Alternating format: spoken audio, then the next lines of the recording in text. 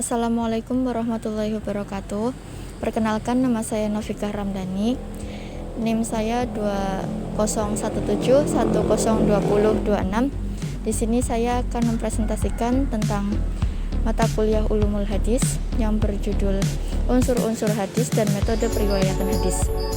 Unsur-unsur hadis terbagi menjadi 4, yaitu sanad dan atau rawi, yang kedua matan, yang ketiga sighot at-tahammul wal ada, dan keempat mukharijul hadis. Unsur-unsur hadis yang pertama yaitu sanad dan atau rawi. Secara bahasa, sanad berarti bagian bumi yang menonjol, sesuatu yang berada di hadapan Anda dan yang jauh dari kaki bukit ketika Anda memandangnya. Sedangkan menurut terminologi jalan yang menyampaikan kepada matan hadis, yakni rangkaian para perawi yang memindahkan matan dari sumber primernya. Sedangkan secara terperinci, sanad berarti jalan matan hadis, yaitu silsilah para rawi yang menukilkan matan hadis dari sumbernya yang pertama, yaitu Rasulullah Shallallahu Alaihi Wasallam. Dengan demikian, sanad adalah rantai penutur atau perawi periwayat hadis. Sanad terdiri atas seluruh penutur, mulai orang yang mencatat hadis tersebut dalam bukunya atau kitab hadis hingga Rasulullah Shallallahu Alaihi Wasallam. Sebuah hadis dapat memiliki beberapa sanad dengan jumlah penutur atau rawi bervariasi dalam lapisan sanadnya. Lapisan penutur dalam sanad disebut tabaqoh. Jalan sanad dan penutur dalam tiap tabaqoh sanad akan menentukan derajat hadis tersebut. Jadi, sanad yang perlu dicermati dalam memahami hadis terkait dengan sanadnya adalah keutuhan sanadnya, jumlahnya, dan perawi akhirnya. Tinggi rendahnya sanad atau silsilatu al-dzahab itu berdasarkan perbedaan tingkat kedobitan dan keadilan rawi yang dijadikan sanadnya. Ada yang berderajat tinggi, sedang, dan lemah. Para muhadisin membagi tingkatan sanadnya menjadi sebagai berikut. 1. Ashahu al-asanid, yaitu sanad-sanad yang lebih sahih. Yang kedua, ashahu al-asanid, yaitu lebih rendah derajatnya daripada sanad ashahu al-asanid. Yang ketiga, ad'afu al-asanid, yaitu paling rendah derajatnya sehingga disebut ad'afu al-asanid atau auha al-asanid. Adapun jenis-jenis sanad hadis antara lain: 1.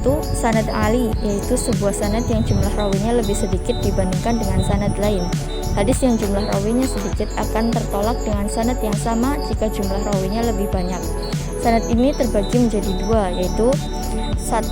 Sanad ali yang bersifat mutlak adalah sebuah sanad yang jumlah rawinya hingga sampai Rasulullah Shallallahu Alaihi Wasallam lebih sedikit jika dibandingkan dengan sanad yang lain. Yang kedua, sanad ali yang bersifat nisbi adalah sebuah sanad yang jumlah rawinya di dalamnya lebih sedikit jika dibandingkan dengan para imam ahli hadis seperti Syu'bah, al-Amashi, dan lain-lain. Yang kedua yaitu sanad nazil, yaitu sebuah sanad jumlah rawinya lebih banyak jika dibandingkan dengan sanad yang lain.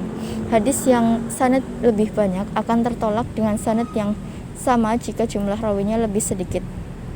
Yaitu masih dalam unsur-unsur hadis, yaitu ada rawi atau ar-rawi, berarti orang yang meriwayatkan atau memberikan hadis atau nakil al-hadis.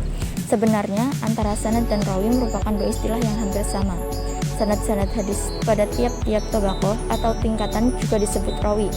Jika yang disebut rawi adalah orang yang meriwayatkan dan memindahkan hadis, begitu pula setiap rawi pada tiap-tiap tabaqohnya merupakan sanad bagi tabaqoh berikutnya. Yang membedakan antara sanad dan rawi adalah: 1. Dalam hal pembukuan hadis, orang yang menerima hadis-hadis kemudian menghimpunnya dalam satu kitab tadwin disebut dengan rawi, sedangkan orang-orang yang menerima hadis dan hanya menyampaikannya kepada orang lain tanpa dibukukan disebut sanad hadis. Yang kedua, dalam penyebutan silsilah hadis, untuk sanad yang disebut sanad pertama adalah orang yang langsung menyampaikan hadis tersebut kepada penerimanya. Sedangkan para rawi yang disebut rawi pertama adalah para sahabat Rasulullah Shallallahu Alaihi Wasallam. Artinya, rawi pertama adalah sanad terakhir dan sanad pertama adalah rawi terakhir. Di sini adalah contoh unsur-unsur hadis yang kedua, yaitu matan. Secara etimologi berarti segala sesuatu yang keras bagian atasnya punggung jalan, tanah keras yang tinggi. Matan kitab bersifat komentar dan bukan tambahan-tambahan penjelasan. Sedangkan dalam ilmu hadis, matan adalah perkataan yang disebut pada akhir sanad, yakni sabda Nabi Muhammad SAW yang disebut sesuai habis disebutkan sanadnya. Terkait dengan matan dan redaksi, yang perlu dicermati dalam memahami hadis adalah: A. Ujung sanad sebagai sumber redaksi, apakah berujung pada Nabi Muhammad SAW atau bukan. Yang B. Matan hadis itu sendiri dalam hubungannya dengan hadis lain yang lebih kuat sanadnya, dan selanjutnya dengan ayat dalam Al-Quran. Unsur-unsur hadis yang ketiga yaitu sihhat at-tahammul wal ada'. Tahammul dalam bahasa berarti menerima dan ada berarti menyampaikan. Jadi tahammul hadis berarti kegiatan menyampaikan riwayat hadis. Dalam ilmu hadis juga terdapat istilah at-tahammul yang berarti menerima dan mendengar suatu periwayatan hadis dari seseorang guru dengan menggunakan metode tertentu. Sedangkan al-ada berarti menyampaikan atau meriwayatkan suatu hadis kepada orang lain. Maka ada al-hadis adalah kegiatan menyampaikan hadis dengan cara-cara tertentu. Adapun syarat periwayatan hadis yaitu ada 4: Islam, balik, adil, dabit, dan sikoh. Adapun syarat menerima hadis yaitu ada 3. Yang pertama tamyiz, sehat akal pikiran dan mampu memahami hadis secara fisik dan mental.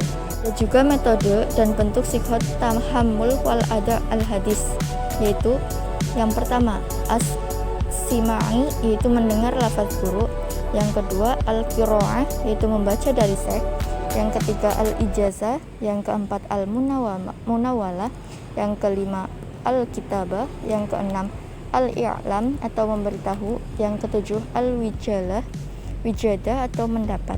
Unsur hadis yang keempat yaitu mukharijul hadis, yaitu orang-orang yang menyebutkan perawi hadis. Menurut bahasa yaitu menampakkan, mengeluarkan, dan menarik.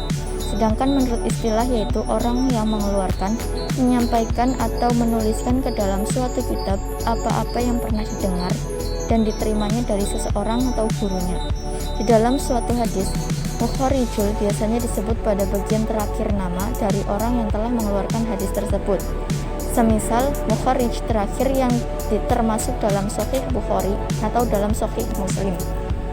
Ke pembahasan metode periwayatan hadis. Dalam metode ini ada 7 metode periwayatan hadis. Yang pertama, simai, yaitu seseorang guru membaca hadis yang dilafalnya atau yang ada di kitab tertentu di hadapan murid. Orang-orang mendengarkan kata-katanya. Metode ini sering digunakan pada masa Nabi. Yang kedua yaitu qiraah, yaitu seorang murid membaca hadis atau yang bisa jadi diperoleh dari guru lain di depan guru. Yang ketiga ijazah, yaitu sebuah metode dengan memberikan izin seorang guru kepada murid untuk meriwayatkan buku hadis tanpa membaca hadis tersebut satu demi satu. Yang keempat munawalah, yaitu seorang guru memberi sebuah atau beberapa hadis atau kitab untuk diriwayatkan. Metode ini mirip ijazah. Ada ungkapan eksplisit dari guru bahwa murid diberi ijazah boleh meriwayatkan hadis yang diberikan. Yang kelima, mukatabah, yaitu seorang guru menulis hadis untuk seseorang. Misalnya, tulisan seorang ulama tentang hadis yang dikirimkan kepada ulama lain. Yang keenam, i'lam, yaitu pemberian informasi guru kepada murid bahwa hadis-hadis yang ada dalam kitab tertentu itu hasil periwayatan yang diperoleh guru dari si fulan tanpa menyebut izin atau ijazah periwayatan si murid kepada orang lain.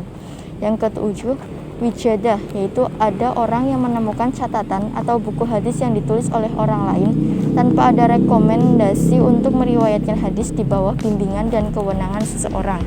Terima kasih telah menyimak video presentasi saya.